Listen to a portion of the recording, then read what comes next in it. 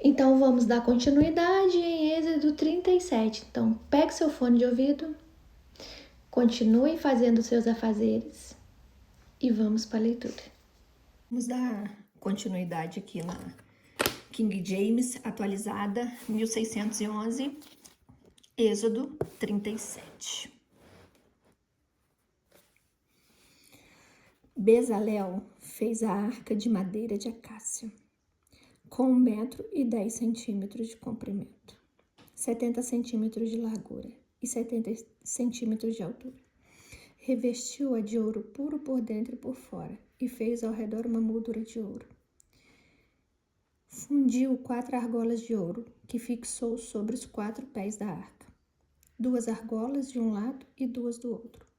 Depois aparelhou varas de madeira de acácia e as revestiu de ouro, e colocou-as nas argolas laterais da arca, para que pudesse ser transportada.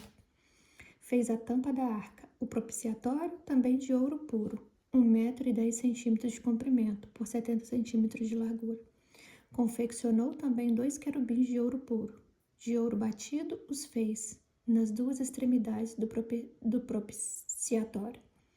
Um querubim numa extremidade e o outro na extremidade oposta. Ele os fez formando um só conjunto, com o propiciatório em ambos os lados dele. Os querubins tinham as asas estendidas para cima, cobrindo com elas o propiciatório. Estavam de frente um para o outro, com o rosto voltado em direção ao propiciatório. Fez também a mesa de madeira de acácia com 90 centímetros de comprimento, 45 centímetros de largura e 70 centímetros de altura. Revestiu-a de ouro puro e fez-lhe uma moldura de ouro ao redor. Fez também ao redor uma borda com uma largura de 4 dedos e uma moldura de ouro para essa borda. Fundiu para a mesa 4 argolas de ouro e colocou-as nos 4 cantos formados pelos 4 pés. As argolas foram fixadas próximas à borda, a fim de sustentar as varas utilizadas no transporte da mesa. Fez as varas de madeira de acácia, revestiu-as de ouro para carregar a mesa. Fez também acessórios que deviam estar sobre a mesa, seus pratos, seus recipientes para o incenso, as tigelas e as bacias onde derramavam as ofertas de bebida, que são as libações, todos de ouro puro. De ouro puro fez o candelabro, de ouro batido o confeccionou. Seu pedestal, sua haste, seus cálices, as figuras de botões de flores, formavam uma só peça de arte com ele. 6 braços saíam dos seus lados, 3 de um lado e 3 do outro. 3 cálices em forma de flor de amêndoas em um braço, um botão e uma flor, e 3 cálices em forma de flor de amêndoa do outro braço, com o botão e a flor. Assim, com os 6 braços que saíam do candelabro, no candelabro havia a figura de 4 cálices em forma de flor de amêndoas, com seus botões e flores. Um botão debaixo dos 2 primeiros braços que saíam do candelabro, outro debaixo dos outros 2, debaixo dos 2 últimos, que também saíam o candelabro. Dessa forma, os 6 braços que saíam do candelabro.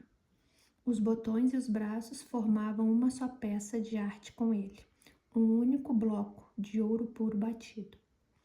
Fez também suas lâmpadas em números de 7. Seus cortadores de pavio e seus apagadores eram de ouro puro. Com 35 quilos de ouro puro, fez o candelabro, com seus enfeites e todas as demais peças que o acompanhavam. Fez também o altar dos perfumes, de madeira de acácia, com formato quadrado e medindo 45 centímetros de cada lado e 90 centímetros de altura. Suas pontas, em forma de chifre, formavam com ele uma só peça de arte, de ouro puro, e revestiu a parte superior, todos os lados e as pontas, e fez uma moldura de ouro ao seu redor. Debaixo dessa moldura, lhe fez 2 argolas de ouro em cada um dos lados, em ambos os lados, para sustentar as varas que eram usadas para carregar. Utilizou madeira de acácia para fazer as varas e revestiu-as de ouro. Preparou o óleo sagrado para as unções e o incenso especial, aromático, obra de perfumista. Capítulo 38. Fez um altar de madeira de acácia para oferecer oferta de elevação, chamado altar dos holocaustos, com as seguintes medidas: 1,35 m de altura, e como era quadrado, com 2,25 m de cada lado. Nos 4 ângulos, fez um acabamento na forma de chifres, formando uma só peça de arte com o altar, e o revestiu de bronze. Fez também todos os utensílios do altar: os recipientes para recolher cinzas, as pás, as bacias de aspersão, os garfos para a carne e os braseiros. Fez também para o altar uma grelha de bronze, em forma de rede, sob o rebordo do altar, embaixo, desde a parte inferior até a metade do altar. Fundiu 4 argolas nas 4 pontas da grelha de bronze, para que servissem de receptáculo aos varais. De madeira de acácia fez essas varas, revestiu-as de bronze e colocou nas argolas de bronze, fixadas dos 2 lados do altar, a fim de que o pudessem locomover. O altar era, portanto, oco e feito de tábuas. Fez uma bacia e sua base com bronze polido, o mesmo polimento com que se conseguiam fazer os espelhos de bronze usados pelas mulheres que serviam à entrada da tenda da presença de Deus, chamada tenda do encontro ou da reunião. Construiu também o átrio, o lado sul para o Noguebe. Tinha 45 metros de comprimento e cortinas extremas de linho fino trançado, e com 20 colunas e 20 bases de bronze, com os ganchos das colunas e suas vergas de prata. O lado norte igualmente media 45 metros de comprimento, com 20 colunas e 20 bases de bronze. Também os ganchos e as ligaduras das colunas eram de prata. O lado ocidental do mar, com suas cortinas externas, mediam 22,5 metros de largura, com 10 colunas e 10 bases, com ganchos e vergas de prata nas colunas. E para a parte oriental, que olha para o nascente, igualmente tinha 22,5 metros de largura. Havia cortinas de 6,75 metros de comprimento. Um dos lados da entrada com 3 colunas e 3 bases, e cortinas de 6,75 metros de comprimento, no outro lado da entrada do átrio, também com 3 colunas e 3 bases. Todas as cortinas em volta do átrio eram feitas de linho fino trançado. As bases das colunas eram de bronze, os ganchos, todos os suportes e a parte superior das colunas eram de prata. E todos os postes que serviam como colunas do átrio eram unidos por suportes também de prata. Na entrada do átrio, o grande pátio, havia uma cortina de linho fino, trançado e de fios de lã azul celeste, púrpura, escarlate e carmesim, obra de arte de bordador. Tinha 9 metros de comprimento e, à semelhança das demais cortinas do átrio, media 2,25 metros de altura. Com 4 colunas e 4 bases de bronze, e todo o revestimento de seus ganchos e vergas eram de prata, assim como o topo dos postes que funcionavam como colunas. Todas as estacas e pregos usados no tabernáculo e na ala do átrio eram de bronze. Eis a prestação de contas do material empregado do tabernáculo: a tenda da aliança, registrada por ordem de Moisés pelos levitas, sob direção de Itamar, filho de Arão, o sacerdote. Bezalel, filho de Uri, neto de Ur, da tribo de Judá, fez tudo o que o Senhor tinha ordenado a Moisés. Com ele estava Aholiabe, filho de Aizamaque, da tribo de Dan, artesão e projetista. e também hábil em desenhar figuras por meio do bordado sobre linho fino, os quais sabia tecer com fios de lã azul celeste, púrpura, escarlate e carmesim.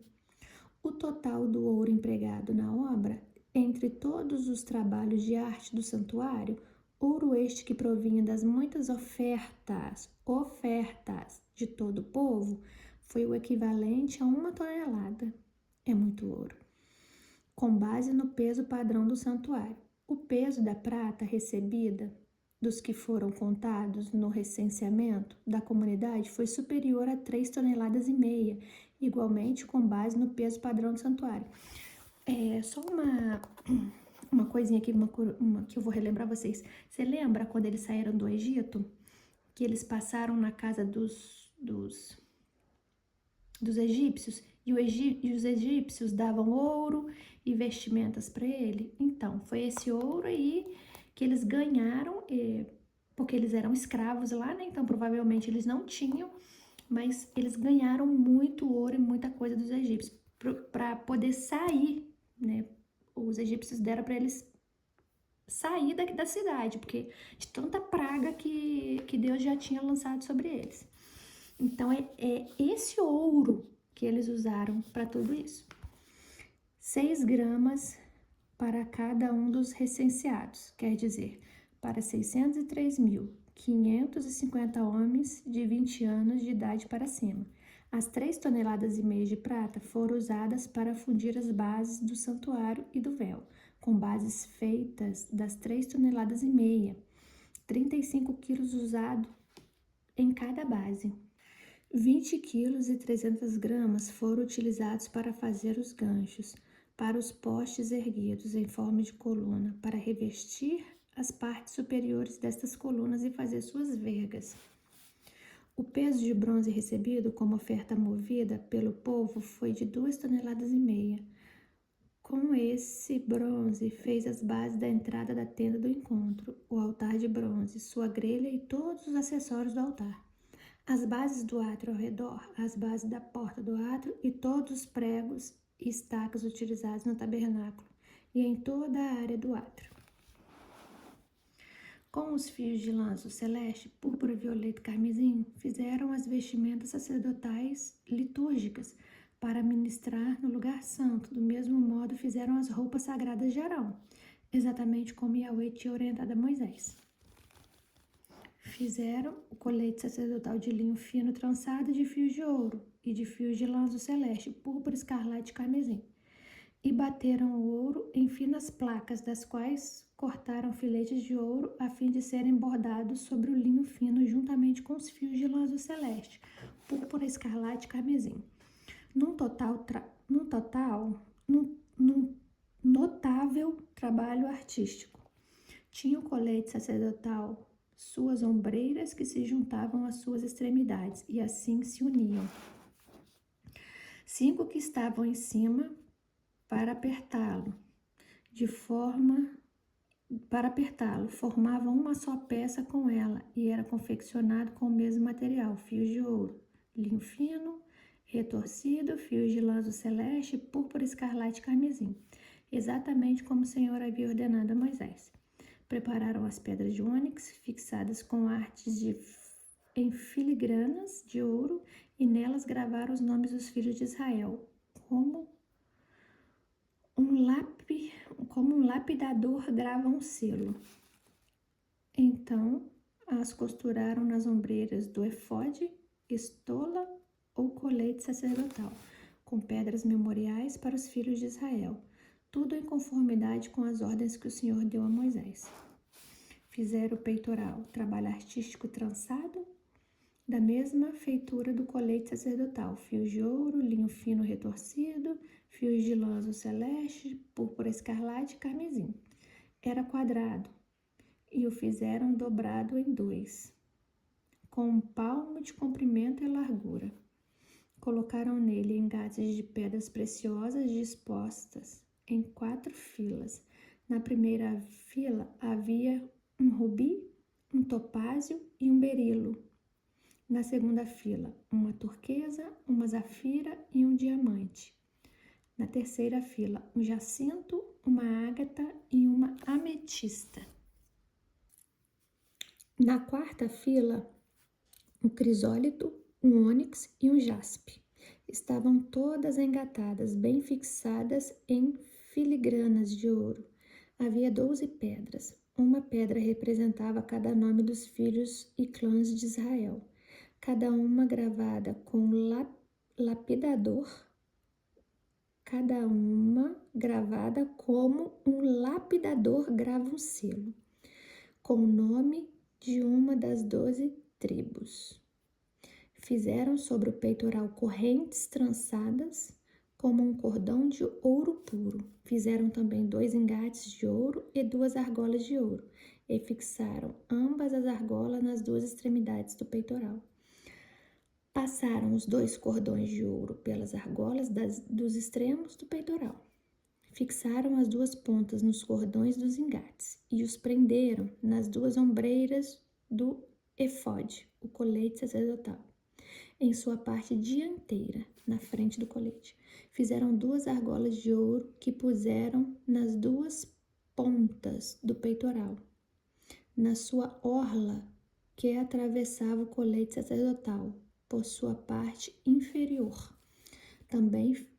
Fizeram também outras 2 argolas de ouro que fixaram nas 2 ombreiras do colete sacerdotal, em sua parte inferior dianteira, perto da cintura, logo acima do cinturão do colete sacerdotal. Juntaram bem as argolas do peitoral, as argolas do colete ou estola sacerdotal com cordão azul celeste, ligando-o ao cinturão, para que o peitoral não se separasse do colete sacerdotal, tudo em conformidade com o que o Senhor havia orientado a Moisés.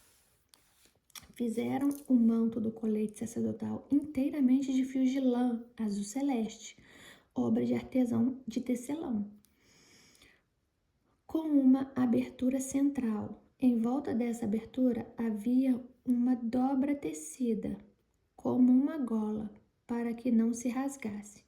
Fizeram em toda a barra do manto aplicações em formas de romãs, de linho fino trançado e de fios de lã azul celeste, púrpura, escarlate e carmesim. Também fizeram pequenos sinos de ouro puro, atando-os em torno da borda do manto. Os sinos e as romãs se alternavam por toda a borda do manto, tudo feito para ser usado ao se ministrar, como o Senhor havia ordenado a Moisés. Devia ser legal essa roupa, né? Na borda, na beirada de baixo. Uma romã bordada e um sino de ouro. Uma romã bordada e um sino de ouro. Imagina, quando você ouvia o barulho daqueles sinos, porque quando eles andavam, devia fazer aqueles barulhinhos, né? Você sabia que o sacerdote estava vindo. Imagina. Fizeram também para Arão e seus filhos as túnicas tecidas de linho fino e o turbante de linho fino, os barretes de linho fino, os calções de linho retorcido e o cinturão de linho fino retorcido de fios de lã azul celeste, púrpura, escarlate e carmesim, obra de bordador, como o Senhor havia ordenado a Moisés. Depois confeccionaram a flor de ouro puro, sinal da sagrada consagração, e nela gravaram, como num selo real, a inscrição: consagrado ao Senhor. Em seguida, usaram um cordão de lã azul celeste para prendê-lo na parte de cima do turbante, exatamente como o Senhor havia orientado a Moisés. Que lindo! Um turbante com uma flor de ouro puro. Devia ser a coisa mais linda. Assim foi concluída toda a obra do tabernáculo, a tenda da presença de Deus. Os filhos de Israel fizeram tudo de acordo com o que o Senhor havia orientado a Moisés. Então trouxeram o tabernáculo à presença de Moisés, a tenda e todos os seus acessórios sagrados, os ganchos, as molduras, os travessões, os postes que se construíram em colunas, as bases, a cobertura de pele de carneiro tingida de vermelho, a cobertura de couro e o véu protetor, a arca da aliança com seus varais e a sua tampa, o propiciatório, a mesa com todos os seus utensílios, os pães da presença de Deus. O candelabro de ouro puro, com a sua fileira de lâmpadas e todos os seus acessórios, e o óleo santo da iluminação. O altar de ouro, o bálsamo da unção, o incenso de perfume exclusivo e a cortina da entrada para a tenda. O altar de bronze com a sua grelha, suas varas para transporte e todos os seus utensílios sagrados, a bacia e sua base. As cortinas externas e a cortina para a entrada do átrio, as cordas e estacas da tenda do átrio, todos os acessórios sagrados para uso do tabernáculo, a tenda do encontro. E as vestimentas litúrgicas para oficiar as cerimônias sagradas no lugar santo, todas as vestes santas para Arão, o sacerdote, com as roupas de seus filhos, para quando servissem como sacerdotes. Os filhos de Israel realizaram toda a obra conforme o Senhor havia ordenado a Moisés. Moisés inspecionou todo o trabalho e constatou que tinha feito tudo de conformidade com o que o Senhor tinha orientado. Então Moisés os abençoou. Capítulo 40. Então falou Yahweh a Moisés orientando. No primeiro dia do primeiro mês, levarás a habitação do Senhor. No primeiro dia do primeiro mês, levantarás a habitação do Senhor, a tenda do encontro. Então, ia montar tudo no primeiro dia do primeiro mês. Colocarás nela a arca da aliança do testemunho e projetarás com véu a cortina sagrada à frente da arca. Trarás a mesa e arrumarás sobre ela todos os seus devidos elementos. Trarás também o candelabro e nele instalarás suas lâmpadas. Prepararás o altar de ouro para o incenso diante da arca da aliança e colocarás o véu, a grande cortina, à entrada do tabernáculo. Colocarás o altar dos holocaustos diante da entrada do tabernáculo da tenda do encontro. Porás a bacia entre a tenda do encontro e o altar, e nela colocarás água.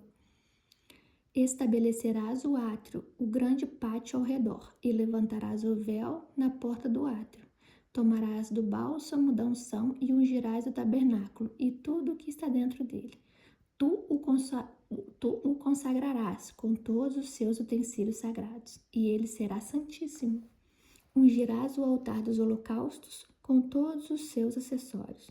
Consagrarás o altar, e o altar será igualmente santíssimo. Ungirás a bacia e a sua base e as consagrarás. Depois convocarás Arão e seus filhos para se aproximarem da entrada da tenda do encontro. Tu os lavarás com água e vestirás Arão com as suas vestimentas sagradas. Tu o ungirás e o consagrarás para que possa servir plenamente como sacerdote. A seus filhos tu os convocarás, a fim de que se aproximem e vestirás com as túnicas santas. Tu os ungirás como ungiste o pai deles, para que também possam exercer plenamente o ministério do serviço sacerdotal. Isso se fará para que a unção deles lhe confira um sacerdócio perene, geração após geração. Moisés realizou tudo em conformidade com o que o Senhor lhe havia ordenado. Assim o tabernáculo foi levantado no primeiro dia do primeiro mês, do ano 2 da saída do Egito. Moisés armou o tabernáculo, colocou as bases em seus lugares, armou as molduras, colocou as vigas e levantou as colunas. Em seguida, estendeu a tenda sobre o tabernáculo e colocou cobertura especial sobre ela, exatamente como o Senhor havia orientado. Tomou as tábuas de pedra com os mandamentos gravados e depositou-as na arca da aliança. Instalou nela os varais para transporte e colocou sobre ela a tampa do propiciatório. Depois transportou a arca para dentro do tabernáculo e pendurou a cortina do véu, a fim de proteger o acesso à arca da aliança, tudo em conformidade com a vontade expressa do Senhor. Moisés colocou a mesa da tenda do encontro do lado norte do tabernáculo, do lado de fora da cortina do véu, e sobre ela dispôs, em ordem, os pães da presença diante do Senhor, como o Senhor havia orientado, e colocou o candelabro da tenda do encontro em frente da mesa, no lado sul do tabernáculo, e dispôs as lâmpadas diante do Senhor, como o Senhor havia ordenado. Moisés também colocou o altar de ouro na tenda do encontro, diante da cortina do véu. E em cima dele queimou um incenso de perfume exclusivo, tudo conforme o Senhor tinha orientado a Moisés. Depois instalou a cortina do véu na entrada do tabernáculo e montou o altar dos holocaustos na entrada do tabernáculo da tenda do encontro. E sobre ele ofereceu holocaustos e oferta de cereal, tudo segundo o que o Senhor havia determinado. Colocou a bacia entre a tenda do encontro e o altar e a encheu de água. Moisés, Arão e os filhos deste usaram-na para lavar as mãos e os pés, todas as vezes que entravam na tenda do encontro e se aproximavam do altar sagrado. Eles se lavavam, exatamente como o Senhor ordenara a Moisés. Finalmente, Moisés construiu o átrio, o grande pátio, ao redor do tabernáculo e colocou a cortina do véu à entrada desse átrio. E assim Moisés concluiu toda a obra. Então a nuvem cobriu a tenda do encontro e a glória de Yahweh encheu todas as dependências do tabernáculo. Moisés nem conseguia entrar na tenda do encontro, porquanto a nuvem pairava sobre ela e a glória do Senhor enchia plenamente o tabernáculo. Todas as vezes que a nuvem se erguia sobre o tabernáculo, os filhos de Israel entendiam que era o momento de seguir viagem. Contudo, se a nuvem não se levantava, da mesma maneira eles não se punham em marcha, até que a nuvem se erguesse. Pois de dia a nuvem de Yahweh ficava sobre o tabernáculo, e de noite podia-se observar fogo dentro dela. E isso à vista de toda a nação de Israel, durante todas as etapas de sua peregrinação. Lindo isso, né? Então, a nuvem, quando estava baixa no templo, eles sabiam que eles tinham que ficar ali. E quando a nuvem subia, saía do templo, nela subia, eles sabiam que eles tinham que desmontar a tenda e caminhar.